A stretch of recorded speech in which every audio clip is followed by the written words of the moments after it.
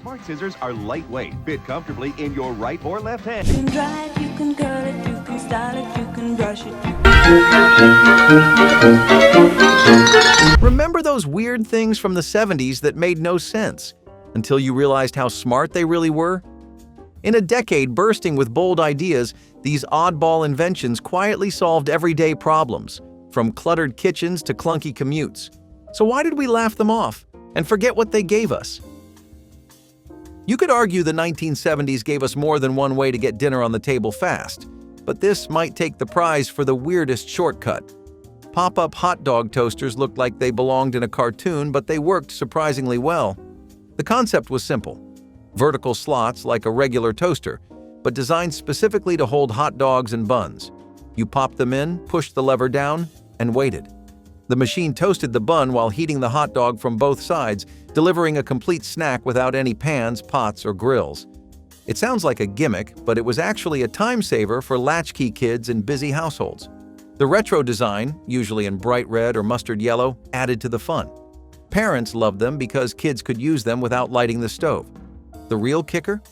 These gadgets became a staple at birthday parties and late-night snack sessions, and they made you feel like a little chef in your own home. As goofy as it looked, the pop-up hot dog toaster made a strong case for convenience over convention.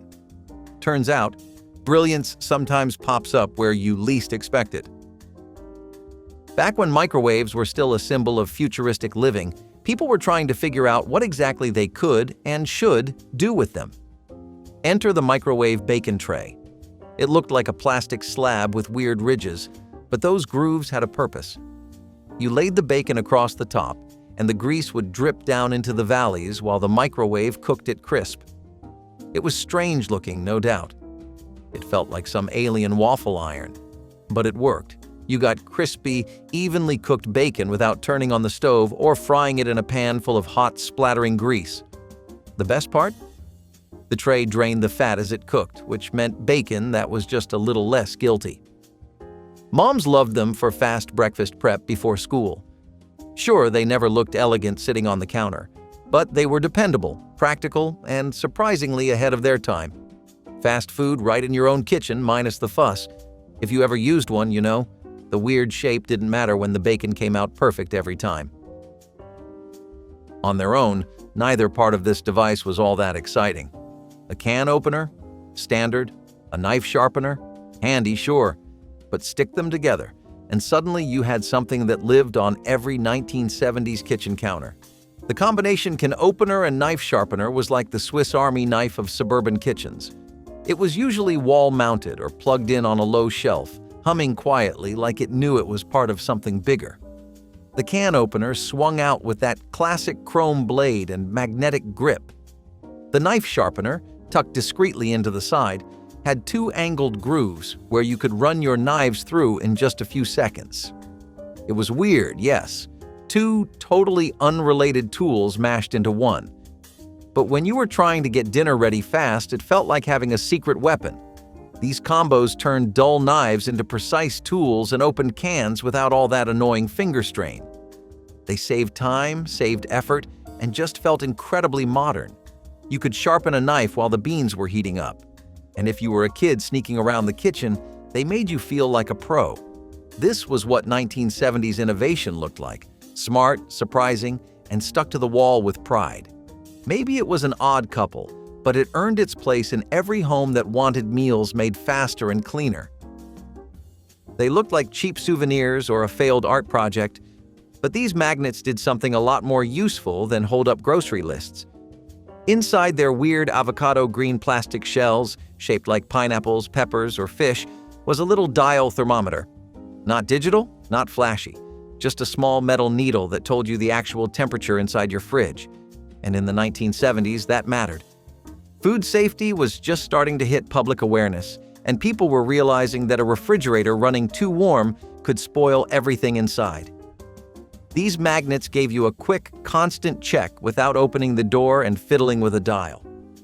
You stuck it to the inside of the fridge or right on the front and glanced at it like a daily habit. It became part of the routine. Milk, eggs, lunch meat, and the little green magnet that told you if you could trust any of it. The strange part was how cheerful they looked. Bright fruit shapes and colors that clashed with everything. But they were weird in a friendly way. These magnets turned out to be one of those tiny inventions that quietly made homes smarter, not glamorous, not high-tech, just useful in a way that made your life easier and a little more confident. You stopped guessing, and that meant something. No 1970s party was complete without one, and no guest could resist the smell. Electric fondue pots were half appliance, half social event. Melted cheese or chocolate bubbling in the middle of the table turned dinner into something different, something fun. People dipped bread, vegetables, fruit, and even meat into the pot, laughing and chatting as they went. It was communal eating before family style was trendy. But the real innovation was the electric base. Instead of fumbling with a flame or gel fuel, the fondue stayed warm and steady on its own. You could plug it in and forget about it. No smoke, no sputtering, just heat that lasted all evening. The weird part? These pots came in wild colors, burnt orange, harvest gold, avocado green, and were shaped like teapots from another planet. But no one cared. They worked. They made dinner feel like a celebration, even on a random Tuesday night. And for people living through inflation and political unrest, that little pot of melted joy went a long way. It made every guest feel like they were part of something. And for hosts, it meant less work and more fun. Strange? Absolutely. Brilliant? No question. They looked like plastic toys, the kind you'd expect to find at the bottom of a cereal box. But these molds had a specific ingenious purpose: homemade ice cream sandwiches. Tupperware introduced them with the idea that anyone, yes, even you, could become a dessert artist with nothing but a freezer and some free time. The set came with compartments to shape the cookies and fill the centers with soft serve or whipped ice cream. Then you clamped the two halves together and froze the whole thing until it became a perfect little block of summer joy. The fun part? You could use whatever ingredients you had: graham crackers, chocolate chips, yogurt swirls, even leftovers from store-bought tubs. For kids, it felt like a science experiment. For parents, it meant dessert without the grocery run. They were weird little contraptions, bright and chunky and impossible to store neatly. But they worked, and they turned snack time into a creative moment. Families started sharing recipes in neighborhood newsletters. Schools even used them for bake sales. These molds made dessert personal, and more importantly, they made it cheap. In a time when pre-packaged sweets were getting expensive, having a way to control both the ingredients and the budget felt like a win. Strange as they were, these little molds helped reinvent dessert. They hung from the underside of cabinets or sat perched on the counter like some kind of fruit-themed crane. A metal hook, usually curled like a shepherd's staff, designed for exactly one thing: suspending bananas in midair. At first glance, it was ridiculous. Why would anyone need a special gadget for bananas? But the answer was brilliant: bruising. When bananas sit in a bowl, they press into each other, leaving soft spots and speeding up ripening. But when you hang them, the air circulates evenly, and the fruit stays firmer, longer. It sounds silly, but this weird little hook helped stretch a grocery run by days. And in the 1970s, when food prices were climbing, every extra day counted. These hooks came in brass, chrome, and wood finishes to match any kitchen's color scheme, even those avocado green or burnt orange nightmares. Some were foldable, others had attached fruit baskets, but the idea was always the same: make bananas last longer, waste less, and keep things looking neat. Even if people chuckled at them at first, it didn't take long to see the value. They were simple, smart, and quietly revolutionary in their own weird way. Turns out, hanging your fruit from a hook might be one of the most practical kitchen tricks ever invented. If you ever struggled with uneven pie crusts or lopsided cookies, this gadget felt like magic. It was a regular rolling pin until you noticed the colorful rings at each end. Those rings weren't just decoration. They were removable measuring guides designed to keep your dough at the exact same thickness from edge to edge. It was one of those ideas that seemed way too specific, but once you used it, there was no going back. No more guessing. No more re-rolling. You picked your desired thickness, slid on the rings, and let the rolling pin do the rest. The weird part? It felt like a toy. Bright plastic rings and smooth wood made it look like something from a preschool kitchen set. But this was real-deal baking gear. Home cooks loved it. Professional bakers loved it. Kids learning to make sugar cookies for the first time definitely loved it. And because the rings were removable, the whole thing was easy to clean and store. The 1970s had a lot of odd kitchen tools, but this one was a game-changer in disguise. It made precision accessible to anyone with a countertop and a recipe card. Weird? Definitely. Brilliant? You bet. They looked like tiny spaceships mounted under your kitchen cabinet, plastic, boxy, with knobs that clicked and dials that hummed. But these under-cabinet radios, and later flip-clock combos, were the beating heart of the 1970s kitchen. They let you blast rock music while making breakfast, catch the weather while packing lunch, or time your roast to the minute thanks to those beautiful mechanical flipping numbers. The flip clock was mesmerizing. Every minute, a new card dropped with a satisfying click. No screen, no blinking. Just clean, analog timekeeping that felt oddly comforting. The built-in radio was even more of a revelation. It saved counter space and turned the kitchen into a hangout spot. News, talk shows, music, it was always playing in the background while life happened around it. These radios became part of the daily rhythm. You flipped pancakes to the Rolling Stones. You washed dishes while the clock flipped over to 6:30. The weird thing is, they were oddly luxurious. Having one of these said your home was modern, plugged in, and just a little ahead of the curve. They were strange, they were sleek, and for a moment, they made your kitchen feel like the center of the universe. You read that right, electric scissors, because apparently the 1970s decided regular scissors just were not fast enough. These handheld gadgets were plugged in or battery-powered, and the twin blades zipped back and forth with the push of a button. They looked like tiny hedge trimmers but were meant for wrapping paper, fabric, and even lightweight plastic. It was weird tech, sure, but it filled a need people didn't know they had. Electric scissors made long cuts straight and smooth with almost no effort. That meant faster crafts, neater gift wrapping, and less hand cramping. Seamstresses loved them. Teachers loved them.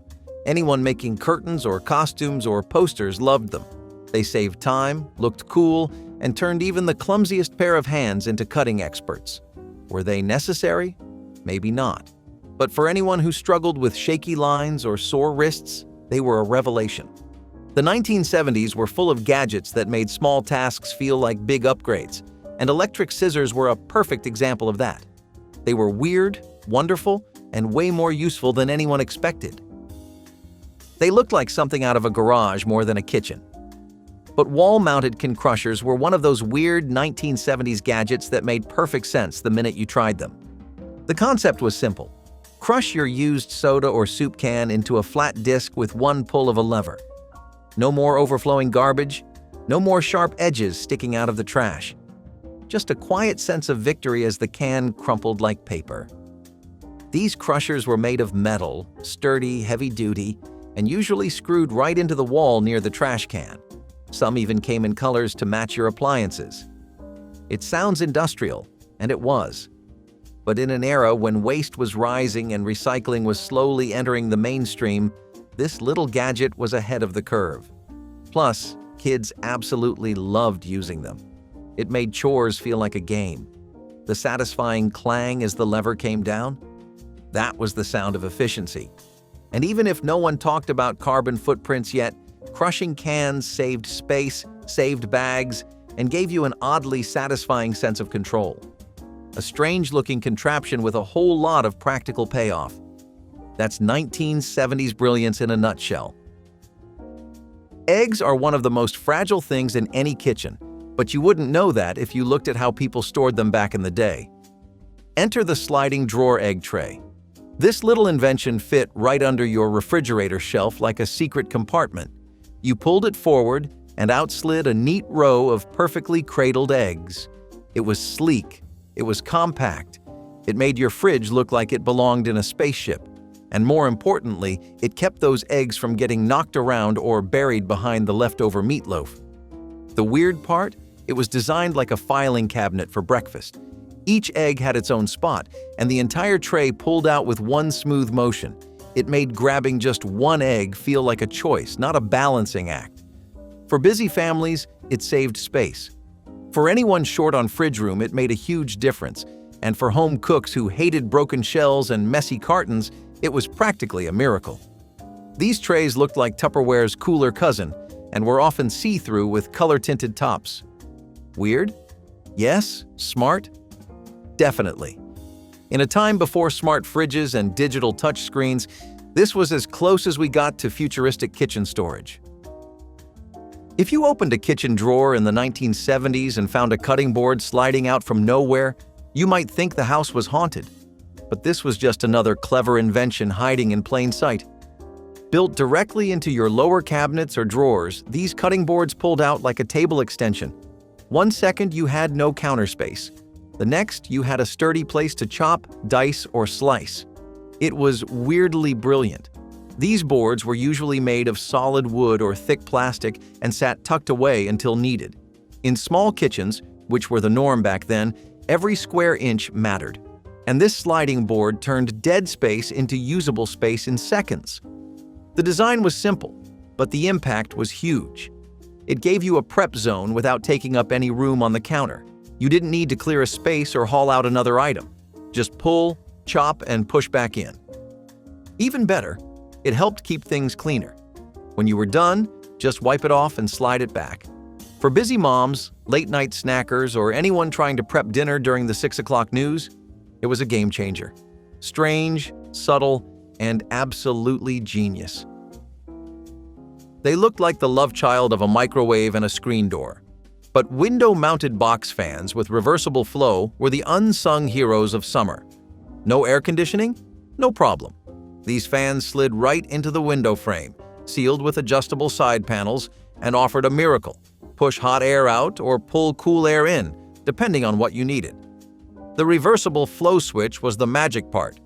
Flip it one way, and you could suck out the stale heat of a July afternoon.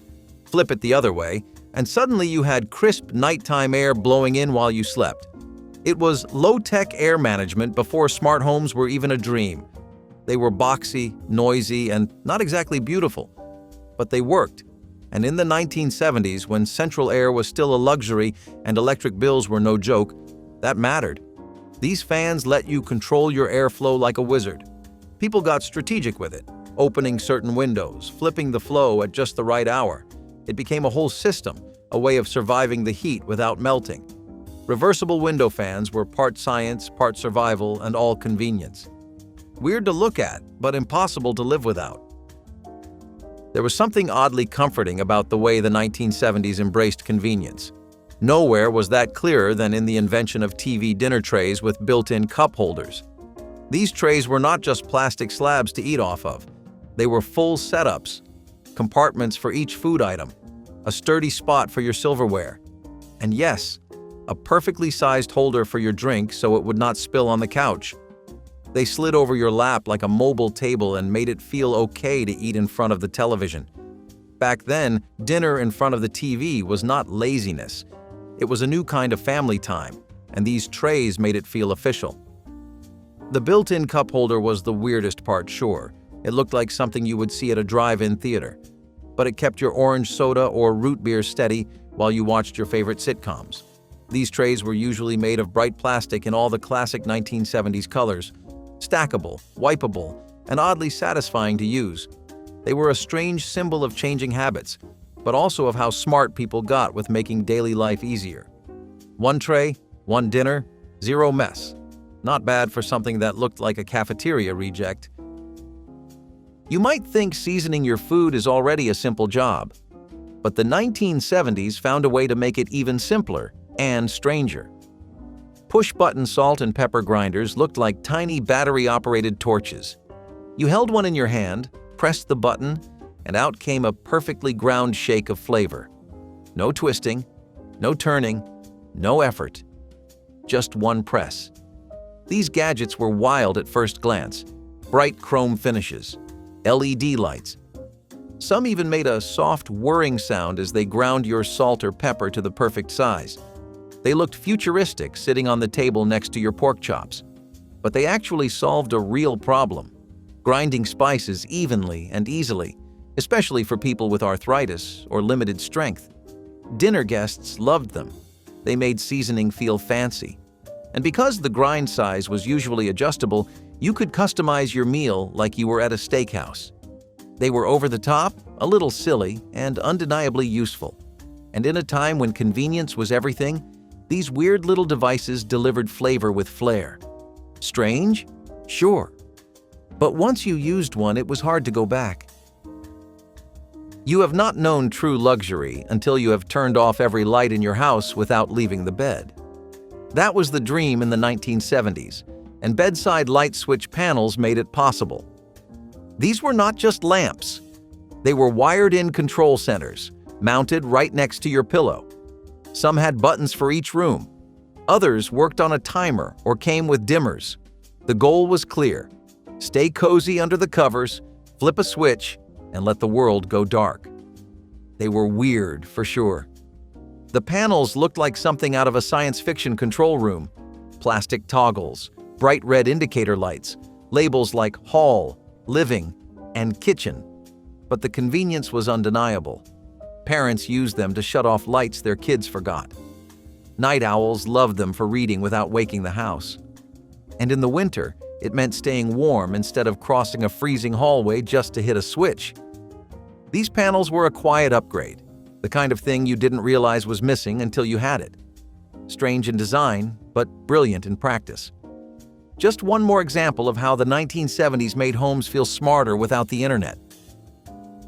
They looked like UFOs for your head, but portable hair dryers with bonnet caps were one of the weirdest and most beloved beauty inventions of the 1970s. The concept was genius. A compact motor sat in a plastic case, usually pink or white. A long, flexible hose connected to an inflatable plastic bonnet that wrapped around your head like a pillow from another dimension. When you turned it on, warm air filled the bonnet and dried your hair evenly, just like at the salon. No more standing with a handheld dryer for 30 minutes. You could sit, read, even sip coffee while getting the perfect set. These machines were loud, a little clunky, and looked ridiculous, but they worked. They were a must-have for women with curlers, rollers, or any kind of big hair routine. And because they were portable, you could pack them up and take them anywhere. Sleepovers, road trips, or even hotel stays. This was salon luxury at home. For the beauty-conscious 1970s woman, the bonnet dryer was part ritual, part rebellion against long mornings spent with hot tools. It made self-care easier, smarter, and yes, stranger. But that was part of the charm. These mirrors were like something you would expect to see on a film set, or maybe a spaceship, big, round, and glowing softly from the edges. But light-up magnifying makeup mirrors were a household staple in the 1970s. They let you get up close and personal with every lash, brow, and eyeliner flick. The magnification was intense, sometimes 5 or even 10 times the normal size, and the built-in ring of light meant no more squinting under dim bathroom bulbs. It was like having your own personal makeup studio, right there on your dresser. The weird part? Some of them had temperature settings for the light. Cool for daytime, warm for night looks. Others rotated like lazy Susans, revealing different mirrors with different strengths. They were clunky. They were oddly futuristic.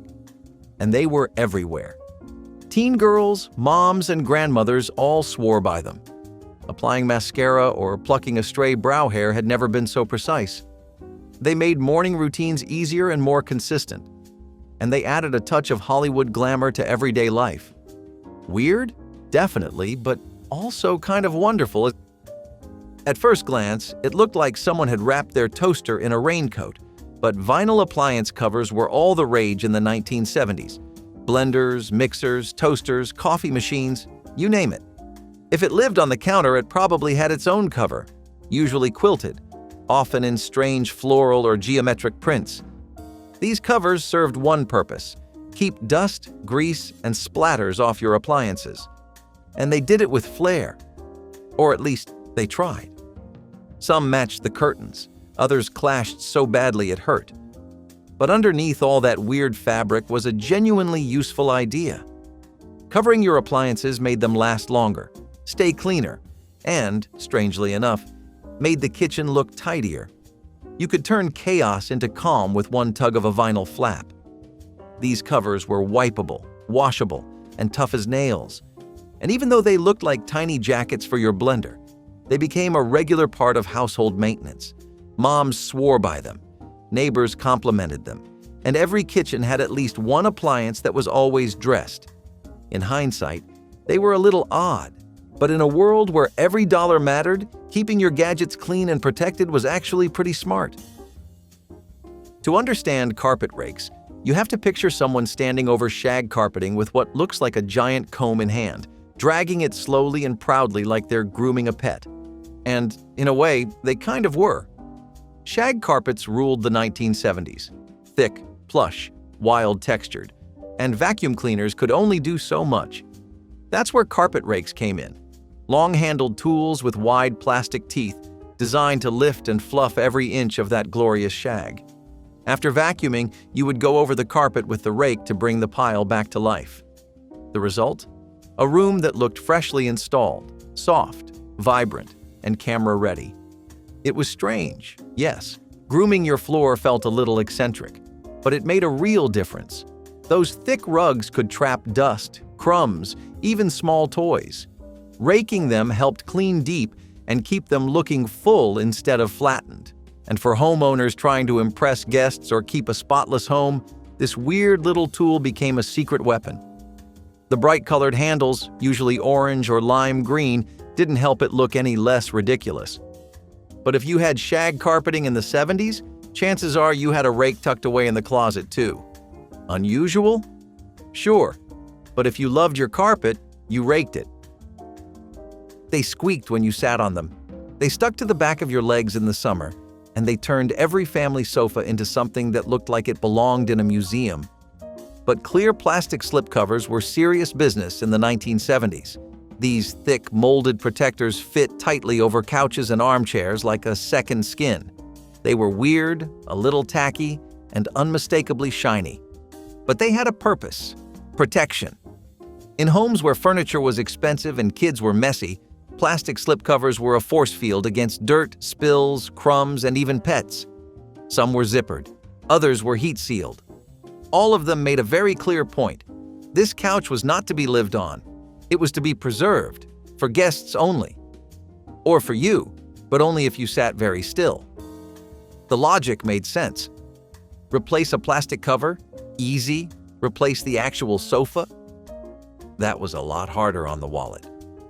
Families with little ones, big dogs, or lots of company swore by them. And let's be honest, they did keep things looking pristine for decades. Still, no one could deny how weird they felt. Sitting down became a whole experience. You slid into place and prayed nothing creaked too loud. Strange? Definitely. But in the 1970s, protecting your investment meant sealing it in plastic and hoping nobody judged you for it. Long before cell phones, or even cordless phones, there was another way to yell across the house without leaving your room: the hardwired intercom system. These devices looked like miniature PA systems built right into the wall. Usually one in the kitchen, one in the hallway, and another tucked near the bedrooms. You pressed a button, waited for the click, and then spoke, loud, clear, and with total authority. "Dinner's ready! Turn off the lights! Stop fighting!" It was weird. It was wonderful, and it made you feel like the captain of a ship. The real magic was that it felt high-tech for the time. This wasn't just shouting down the stairs. This was communication at the push of a button. Parents loved it because it meant no more running around the house. Kids thought it was hilarious, until they got called out over the speaker. Some systems even had music functions, allowing you to play the same radio station in every room. It was home audio and home control in one. Strange as they looked, especially those beige plastic wall units with chunky knobs, they gave families a new way to stay connected. And in bigger homes, they saved real time and energy. They may seem dated now, but back then they were the smart home of their day. A little weird? of course, but undeniably brilliant for what they did. Glass milk bottles sound like something out of the 1950s, but in the 1970s they were still kicking around, and for good reason. What made them different in this era was the plastic snap-on cap. No more flimsy paper tops. These caps popped into place with a satisfying click, sealing in freshness and preventing leaks. It was a small change, but it made a big difference. The combination of reusable glass and resealable plastic hit the sweet spot between tradition and innovation. The glass kept the milk colder, the cap kept it cleaner. And for families picking up their milk from local dairies or corner stores, it felt like a quiet upgrade. The weird part? The caps came in all sorts of colors: blue, red, green, and some even had tiny pull tabs or little tabs for writing dates. It made milk feel a little fancier somehow. Some families would even collect the caps or repurpose them for craft projects. The bottles themselves were often left on doorsteps for the milkman to refill. This system may have seemed old-fashioned by the time the 1970s rolled around, but it was surprisingly effective and surprisingly eco-friendly. Strange mix of old and new? Absolutely. But in a decade full of processed food and plastic overload, glass milk bottles with snap-on caps were a refreshing bit of practical brilliance.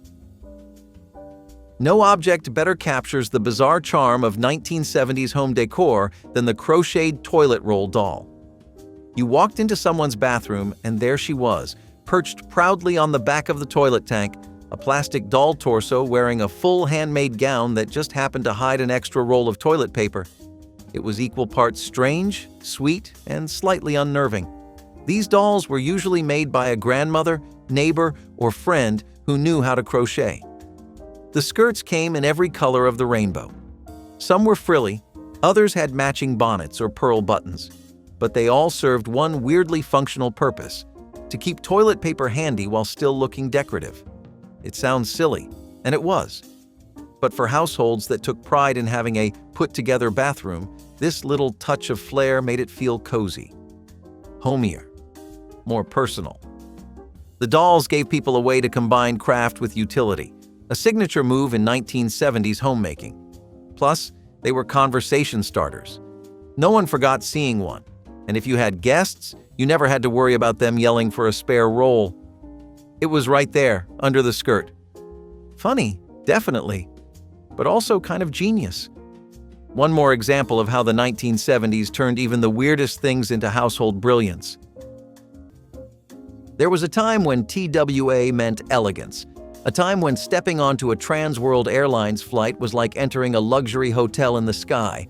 The seats were wide, the service crisp, the logo iconic. From movie stars to newlyweds, everyone wanted to fly TWA. It was part of the golden age of air travel. But by the 1970s, the clouds were darkening. Deregulation hit hard. New competitors raced into the skies, offering faster routes and cheaper fares. Fuel prices soared, labor disputes dragged on, and TWA's once glorious reputation began to buckle. What once felt like flying with royalty now felt outdated and expensive. Suddenly, the airline of tomorrow had become yesterday's news. It expanded too quickly, bought too many jets, and could not keep up with the ruthless economics of modern air travel. Bankruptcy became a familiar word. By the time American Airlines absorbed what remained in the early 2000s, the brand was already a shadow. Airports removed the signs, crews traded uniforms, but the memory lingered. For anyone who flew TWA during its heyday, there was nothing like it. Now, it is a name buried under decades of debt and nostalgia, a ghost with wings. G.I. Joe changed everything the moment he marched onto toy shelves in 1964. Marketed not as a doll, but as an action figure, he offered boys the same kind of character-driven play that girls had with Barbie, but with a combat boot twist. The original 12-inch figure came with a military uniform, dog tags, and enough flexibility to strike a pose or take a fall. Kids could swap out his gear, helmets, rifles, backpacks, even scuba suits, and send him off on missions across the living room or backyard battlefield. It was the height of the Cold War, and Joe reflected that tension. but filtered through a child's sense of adventure. Over time, he evolved into a whole universe of characters, vehicles, and storylines. But those first editions were pure, iconic, and endlessly played with. G.I. Joe was a soldier, a sailor, an adventurer. He climbed trees, dove into mud puddles, and slept in shoebox barracks. For many boys growing up in the 1960s, he was the first toy that truly felt like theirs. He was more than plastic. He was valor, imagination, and action rolled into one heroic pose. And every kid who owned one remembers how it felt to gear him up for battle. Godfathers Pizza was like walking into a gangster movie if the mobsters were all obsessed with deep dish crust and unlimited toppings. From the name to the decor, everything screamed themed dining, but in the best possible way. You stepped through those doors, and suddenly you were not in Kansas anymore. You were in a smoky, red-lit parlor with velvet booths, murals of Italian street scenes, and maybe a booth shaped like a carriage. It was a whole vibe. Families would crowd around wooden tables, pulling apart slices while sipping sodas from chalice-sized cups. The salad bar was an afterthought. This was about indulgence. And while Godfathers never went truly national like some of its competitors, it had a loyal following in the Midwest and beyond. As time passed, the branding got quieter and locations started to vanish, but those who grew up on its chunky crust and Godfather-themed ads still crave a slice. And if Godfathers was the high-drama pizza joint of the 80s, our next destination was a little more reserved, but no less memorable. With Tudor-style walls and steak that came with a side of class, it was the place you dressed up for. DIY haircuts at home were a gamble wrapped in a towel and held together by hope. The kitchen turned into a salon. A dining chair became the barber's throne. Mom or dad grabbed the dullest scissors in the drawer and told you to sit still. You did. Kind of. And snip by snip, your identity changed. Bangs went crooked. Sideburns vanished. One side always ended up shorter. They tilted your head like that would help. You watched the clumps fall, hoping for the best. Sometimes it ended in tears, sometimes in laughs, but most often in silence and a baseball cap. You went to school the next day pretending nothing happened, but everyone knew. They always knew. DIY haircuts were not about style. They were about saving $20 and making it stretch. Hair grew back, groceries did not. So you endured the bowl cuts, the buzz jobs, the too short layers that stuck out like antennas. You got used to it. And after a while, it became normal. A family ritual, a budget tradition. Looking back, those crooked cuts carried more than just uneven lines. They carried effort, sacrifice, and a strange kind of love that you only see when the hair starts to grow in. Commercial jingles in the 1980s were not just background noise. They were the soundtrack of your childhood. Short, catchy, and borderline hypnotic. From "I do not want to grow up, I am a Toys R Us kid" to my buddy, wherever I go, he goes." These little songs became national earworms. You knew the tune before you even understood the product. And even now, decades later, you probably remember all the lyrics without trying. Fast food chains, toys, theme songs for cereal, they all knew how to brand themselves right into your brain. And we loved it. These were not just ads. They were pop culture. Kids would sing them on the playground like they were chart-topping hits. Some even had dance routines. And the best ones? They felt like a little burst of joy in between the shows you came to watch. It was marketing, sure, but it was also magic. A 30-second clip that made you beg your parents for action figures, Happy Meals, or the latest sugary snack with a weird mascot. And yes, even today, if you hear the opening note of gimme a break," you know exactly what is coming. But when it came to making your own mix of hits, that required serious patience and a strong dislike for chatty radio DJs. Let us talk about the Rumpus Room. If the living room was where adults behaved themselves, the Rumpus Room was where the kids got wild. Usually tucked away in the basement, this was the unofficial playground of every suburban household from the 1950s to the 1970s. Carpeted in wall-to-wall shag, lit by lava lamps, and often filled with beanbag chairs, dartboards, and mismatched furniture, the Rumpus Room was every child's dream and every parent's secret weapon. You could send the kids down there for hours, let them roughhouse, make noise, and burn off all that energy while the grown-ups enjoyed some blessed peace upstairs. It was not about looking nice, it was about cutting loose. Some had jukeboxes, others had board games stacked to the ceiling, and every now and then you would find a couch that doubled as a trampoline. It was chaos, but it was controlled chaos. Over time, the idea faded as homes got bigger and open concepts took over. Now, everything is multifunctional. But there was something beautiful about a room that existed just for noise, mess, and memory-making. The name says it all, Rumpus. No rules, just vibes. But even in the loudest house, you still needed a way to call the kids upstairs. And you will not believe how we used to do that. Chiaelli Perfumes once lived in the same breathless league as Chanel and Dior. With their surrealist bottles and bold floral compositions, they brought high fashion to the dressing tables of everyday American women. It was not just a scent, it was a statement. In the 1970s, Chiaelli's legacy still lingered, but America was shifting. Fashion was getting younger, louder, and more synthetic. The brand struggled to adapt. Department stores gave shelf space to trendier, punchier names. The old-world elegance of Chiaelli felt out of step in a decade of disco and denim. And somewhere along the way, the company let go of its American foothold. Licensing fell apart. Distribution waned. What had once been a symbol of European sophistication became something whispered about in vintage shops. Women who once dabbed it on before dinner parties now found their favorite scents discontinued, forgotten. For some, it was just a bottle, but for others, it was identity. A sense of self wrapped in rose and bergamot, and losing that, quietly, without warning, felt like losing a part of the woman they once were. Corgi Toys were more than just cars. They were miniature masterpieces.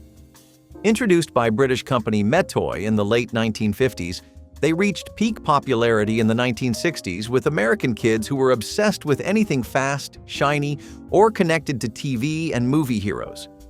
These die-cast vehicles were small enough to fit in your pocket, but detailed enough to spark hours of imaginative play. Police cars came with real-looking sirens. Race cars had working hoods.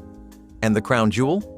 The James Bond Aston Martin DB5, complete with ejector seat, pop-out machine guns, and a hidden bulletproof shield. For kids growing up in the 1960s, it was the coolest thing you could own. Movie magic shrunk down and placed in your palm. Corgi cars raced across kitchen floors, crashed down backyard driveways, and survived countless shoebox battles. They felt heavier than Hot Wheels, sturdier than Matchbox, and somehow more real. Over time, most got scratched, dented, or lost. But finding one today, even chipped, brings back the joy of flipping it over to read the brand stamp and revving it across a table edge. They were not just toys. They were little slices of the world, only faster. Farrell's Ice Cream Parlor was not a restaurant. It was an event. Walk into any Farrell's and you were met with a symphony of chaos. Waiters in candy-striped vests, marching drums, birthday horns, and people singing like it was opening night on Broadway. The floor shook with excitement. Kids screamed with joy. And at the center of it all was ice cream. Mountains of it. The Pig's Trough Sundae was the crown jewel, a massive dessert piled high with scoops of every flavor and toppings galore. And if you finished it solo? They rang a bell and brought the whole place to a standstill. It was part show, part sugar rush, and 100% unforgettable. Parents endured it for their kids. Kids loved it like it was Disneyland. But as the years went by, the charm faded. Maybe it was the noise. Maybe it was the cost. Or maybe people just stopped wanting their birthday to sound like a fire drill. Farrell's slowly melted away, leaving behind only echoes of whipped cream and clanging bells. And now that we have shouted ourselves hoarse with birthday songs, let us take it down a notch. because our next stop is as cozy as a cup of diner coffee on a rainy Pacific Northwest morning. Homemade school lunches in washed-out containers were the unofficial lunchbox of every frugal family. Forget the cartoon thermos or the shiny metal lunch pail. If you were poor in the 1980s, your sandwich came wrapped in wax paper and packed in an empty margarine tub. Maybe the lid said country crock, but inside was leftover spaghetti or peanut butter crackers. You used the same container every day. The label peeled, the edges warped, but it worked. Your drink? Not a juice box, maybe a reused jelly jar with watered-down Kool-Aid. You prayed it did not leak. In the lunchroom, you sat next to kids with perfectly packed snacks, cheese sticks, pudding cups, chips with real logos. You ate quietly, or fast, or not at all. But at home, it made sense. Those containers stacked neatly in the cupboard. Your parents washed them each night and packed them again with care. It was not about shame. It was about stretching every cent. And even though you knew it was different, you also knew it was made with effort, maybe even love. Those stained lids and handwritten notes stuffed under the sandwich were signs of sacrifice. And now, all grown up, they feel like something you miss. Made-for-television movies in the 1980s were not just filler. They were events. Whole nights were planned around them. When that promo would come on, this Sunday, only on ABC. You would perk up, lean in, and make mental notes to not miss it. This was before DVR, before pause buttons. You missed it? You missed it. These movies had titles like The Day After, V, The Final Battle, or The Ewok Adventure. Some were tearjerkers, some were thrillers, some were straight-up terrifying. And they had you glued to the screen, wondering how they managed to squeeze so much drama into 2 hours. Plus commercials. Families would make popcorn, dim the lights, and treat it like it was an actual premiere. You watched it live together, and you talked about it the next day at school. Because chances were, everyone saw it too. They hit different. The music, the narration, even that grainy picture. It all added to the mood. You were not just watching. You were part of something. And right in the middle of those movies came the strange intermissions, ones that could go from innocent to haunting in 5 seconds flat. Bathroom incinerators were exactly what they sound like. Tiny metal boxes installed near the toilet, designed to burn trash right on the spot. Sounds efficient, right? Maybe. But also, just a little bit terrifying. These units were popular for a short time in the mid-20th century, mostly in homes that were obsessed with cutting-edge convenience. They were meant for tissues, cotton balls, wrappers, and small bits of waste, not, let us be clear, diapers or anything major. You would flip a switch, hear a low hum, and then wait while your trash slowly vanished into ash. It was like having a personal bonfire inside your bathroom. Some even came with a little chimney that vented outside. Of course, the smell was something. And safety? Let's just say it was a different time. These machines were prone to overheating, and if you put the wrong thing in, you might get more flames than you bargained for. Eventually, people realized that trash cans and weekly pickups were a whole lot safer. So the bathroom incinerator quietly disappeared, along with the era of lighting your garbage on fire next to your shampoo. But while the bathroom was heating up, the beauty routines of the day were getting pretty cool. And I mean that literally. Just wait until you see the hairdryers. Leisure World was not just a retirement community, it was a promise, a dream built on sunshine, shuffleboard, and stress-free living. Born in the 1970s, Leisure World offered gated bliss for seniors, condos, golf carts, social clubs, and security. It was pitched as paradise for the golden years. But paradise costs money. And by the 1980s, cracks started to show. Economic downturns hit retirement savings hard. Fixed incomes did not match rising maintenance fees. And some residents found that the dream came with hidden rules, strict covenants, and unexpected costs. The promise of simplicity turned into a maze of fine print. For many residents, retirement began to feel like a contract they never meant to sign. Lawsuits followed, disputes over control, access and promises made but not kept. What began as a utopia turned, in many places, into something colder.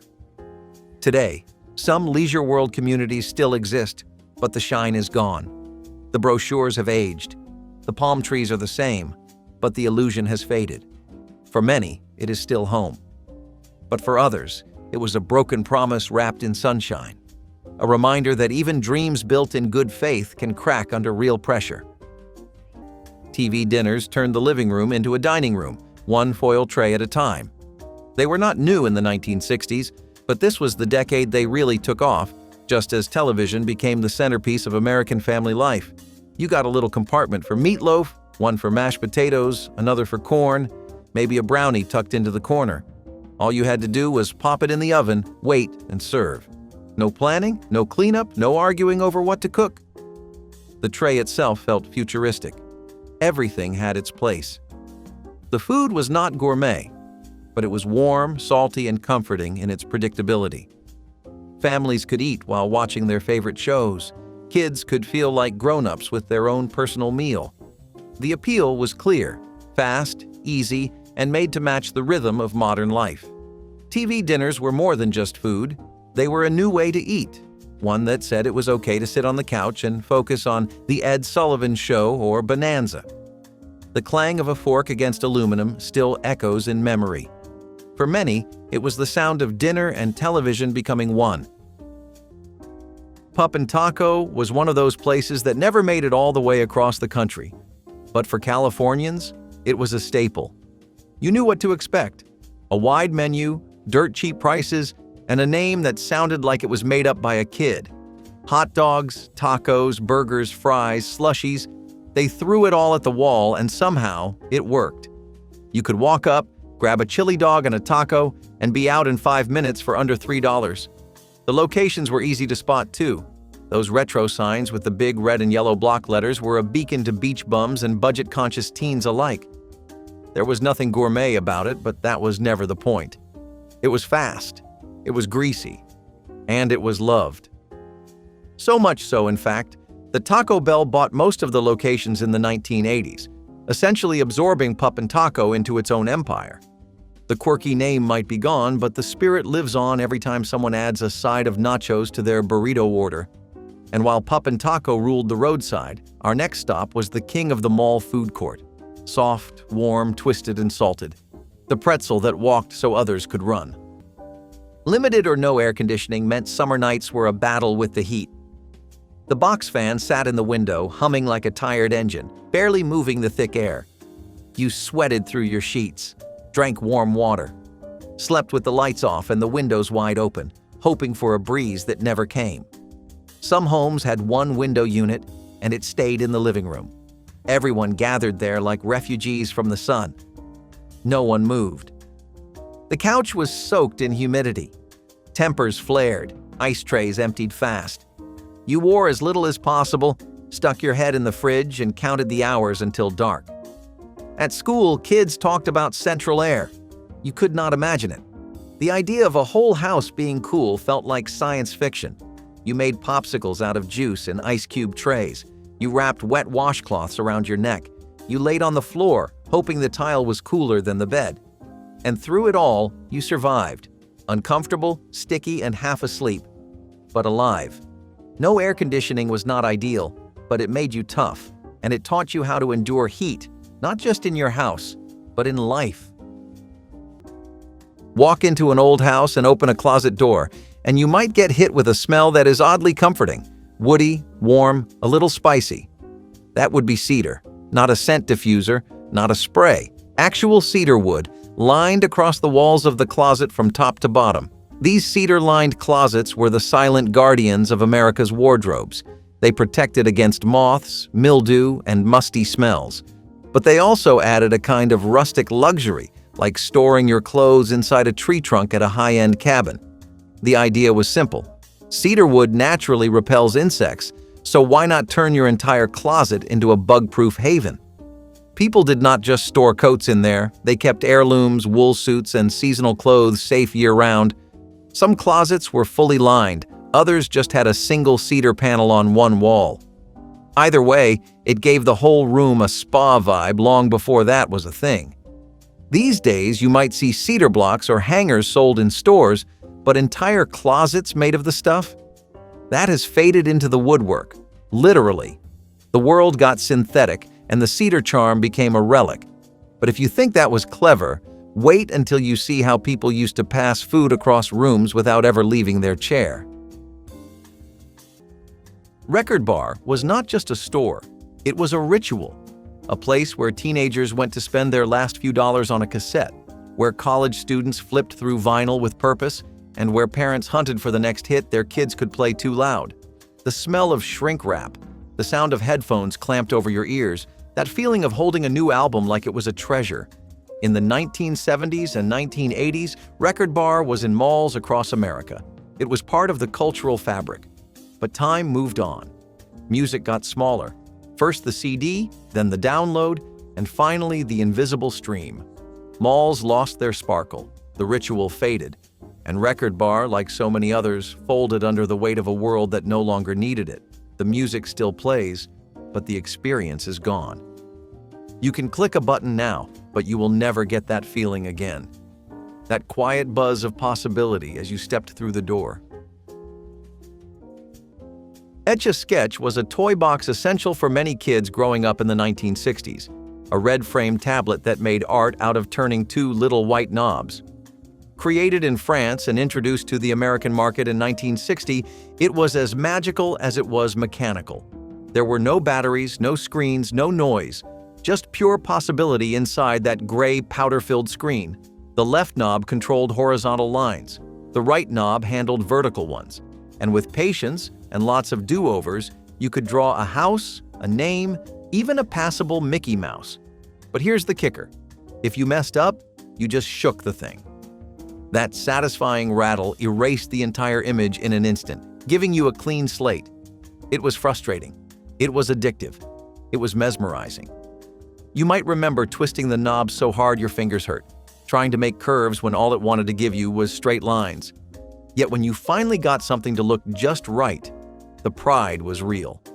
Etch A Sketch was art, logic, and trial and error rolled into one simple frame.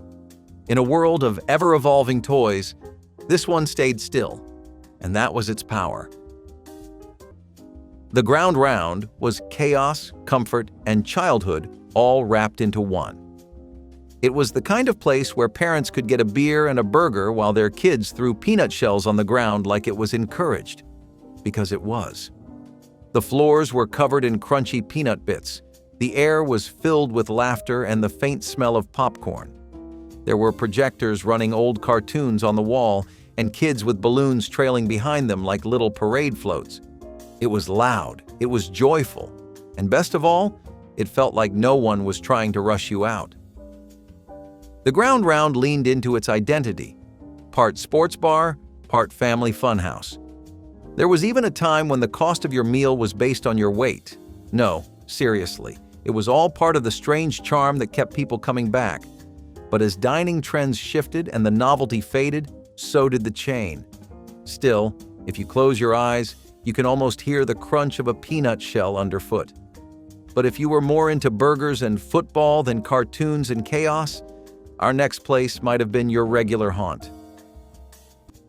Heating only one room in winter was not just a strategy, it was survival. The whole house might be freezing, but one space stayed warm. Maybe it was the living room with a kerosene heater. Maybe the kitchen with the oven door cracked open. You brought in extra blankets. You wore your coat indoors. Everyone piled in, like penguins sharing body heat. You did homework at the coffee table, ate soup from mismatched bowls, slept on the couch or a pile of comforters laid out on the floor. The hallway felt like Antarctica. The bathroom?